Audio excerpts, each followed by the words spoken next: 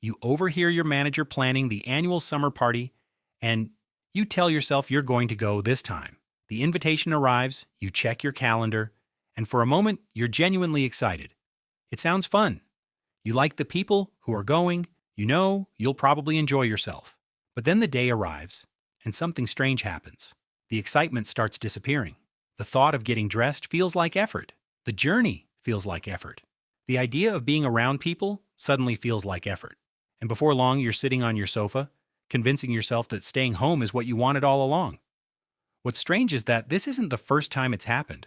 In fact, if you're honest, you've probably canceled plans, ignored invitations, or talked yourself out of going somewhere more times than you can count. And every time you do it, you feel the same thing: relief, immediate relief, as though you've escaped something. But escaped what exactly? Because it's not the people, it's not the event. Most of the time, it's not even something you dislike. So why does staying home feel so much better than leaving it? Most people assume it's because they're lazy, antisocial, or simply introverted. But the real explanation is much more interesting. Your brain isn't choosing between staying home and going out. It's choosing between certainty and uncertainty. Home is predictable. Your brain knows every sound, every room, every routine, and every outcome. The outside world is different. Every social interaction contains uncertainty. Every conversation contains uncertainty. Every new experience contains uncertainty. And while uncertainty can lead to excitement, opportunity, and connection, it also requires energy, a lot more energy than most people realize. That's why staying home often feels so appealing after a stressful week.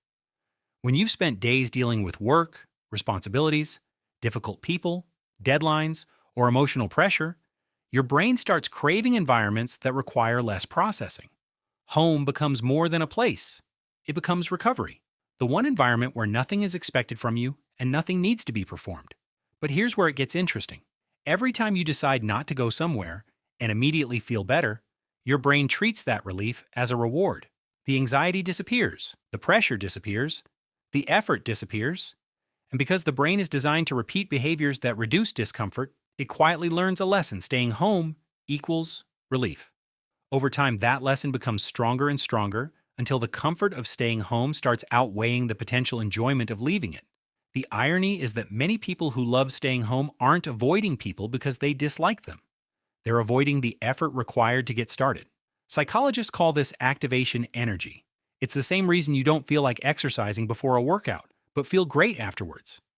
It's the same reason you don't feel like studying before you begin, but become focused once you've started. And it's the same reason so many people spend hours convincing themselves not to go somewhere, only to return home later saying, "I'm actually glad I went." Because the hardest part was never the event. It was leaving the house. The real question isn't whether you enjoy staying home. The real question is whether staying home is helping you recover or helping you avoid. Because those are very different things. One restores your energy. The other slowly shrinks your world. Home feels safe because it's familiar, predictable, and comfortable. But some of the best things that happen in life exist just beyond that comfort. New friendships, new opportunities, new experiences, new versions of yourself. And sometimes the biggest psychological battle of the entire day isn't the event you're avoiding. It's the moment you decide whether or not to open the front door. If you've ever canceled plans and instantly felt relieved, let me know in the comments. And if you enjoy understanding the hidden psychology behind everyday human behavior, subscribe to The Social Psyche. Every week we break down the patterns, habits, and behaviors that shape the way people think, feel, and act.